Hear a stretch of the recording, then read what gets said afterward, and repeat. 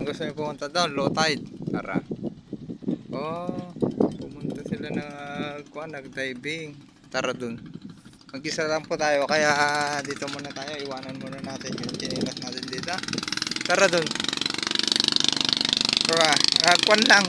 Para aapak tayo dyan. Sa dagat. Wala akong kasama dito. Mag-isa lang ako dito.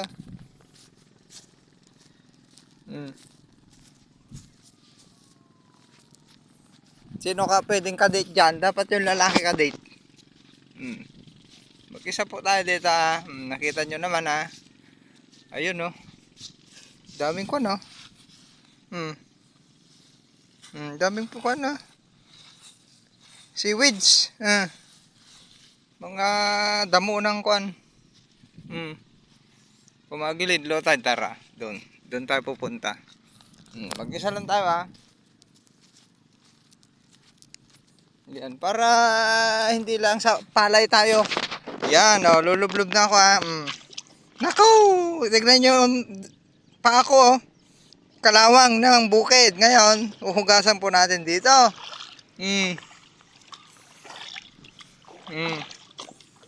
Yan ang farmers. Yan, magpakon lang tayo, palakas konti. Tapos pag uwi ay laban na naman. Mas gusto po natin ang mag-isa na kuan, pero sana mga ka-Agritipid PH teams natin dyan, ka-farmers, ay napakasayang kasama po, magkakasama po tayo na nandito, namamasyal dito sa bayan ng province ng Pangasinan. Ang daming tourist spot. Kahapon dinaanan natin, nag-CR lang po tayo sa Hundreds Island. Okay, excursion. Ngayon, dito naman tayo. Nakagitna po tayo. Punta tayo sa gitna.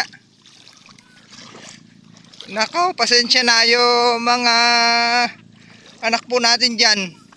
Pamilya na talagang ganito. Naglublob lang po tayo. Mababasa yung pantalon natin ha.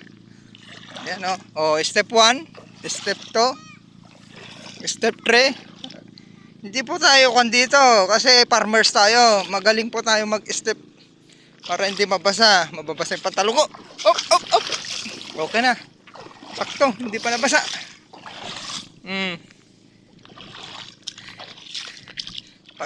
Di ba? Hop. Ayan, may rock formation dito. Okay. Sa gitna na po tayo, mga ka-Agritipids. Yan, may kabibi po dito. Ayan yung rock formation dito. Ayan na. Nandito po tayo sa coastal. Ayan. Ang laki ng kabibi oh. Tignan nyo kung gaano pasensya na, madumi talaga ang farmers. Okay, dito si Agritipid PH. Punta yung YouTube channel natin, Agritipid PH. At least minsan naman, paminsan-minsan ay makapasyal tayo. Hindi lang nandun na lang palagi tayo sa bukid. Sumasakit yung ulo po natin. Mga nagpapaani na ngayon ay imbes na masaya sila nagpaani dahil sa bagsak presyo ng farm gate price. Hindi lang sa palay, sa lahat ng crops, vegetable. Ganyan palagi yung nangyayari po sa mga farmers. Baka mga nasa syudad, ang akala nila, maraming mga farmers po dyan, pamilya, mga nag-aaral, ang akala nila ay ang negosyo ay dyan sa city.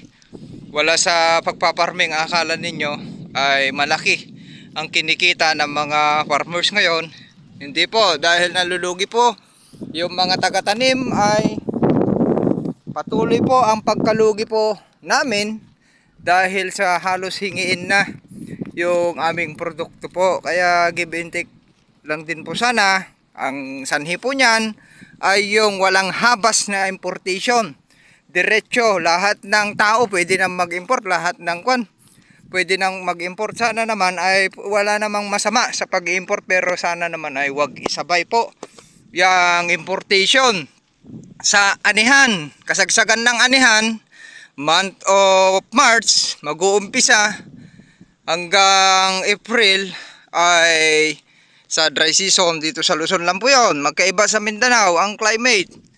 At mayroon din yung diretso na nagtatanim. Kagaya mga nadadaanan po natin dyan ay diretso na nagtatanim po ng palay at mga vegetable, crops.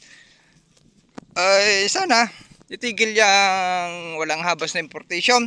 Dahil pa rin po yan sa tama ng RTL, Rice Tarification Law, nang akala ng iba nakikinabang yung mga farmers pero hindi.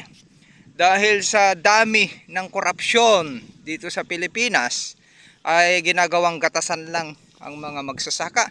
Ngayon, panahon na naman ng eleksyon. Gagamitin nyo na naman yung mga magsasaka para sa sarili nyong interes. Wala na, wag nyo nang gamitin pa. Wag naman ganyan po mga politiko. Sa kanyo lang ipangako na naman sa mga magsasaka kung malapit na eleksyon. Pangakong palaging napapako. Nandito sa Agritipid Feeds.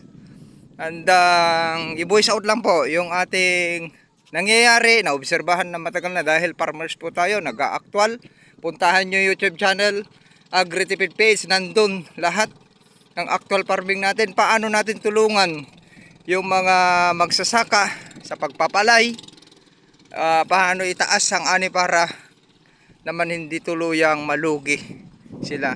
Okay, ganun na lang, sharing is caring. Hope matulungan tayo ng government. Wag po isabay yung importation dahil every cropping na problema po ang mga magsasaka dahil sa bagsak na presyo. 14 to 15 ang presyo ng sariwa. Lugi po yan. O kahit yung 16 kung ang ani lang po area. Okay, magbase po kayo sa area. Ilan bang area average yield ng bansa? Yung average yield ng bansa ay 8 tons or 4 tons pababa pa po.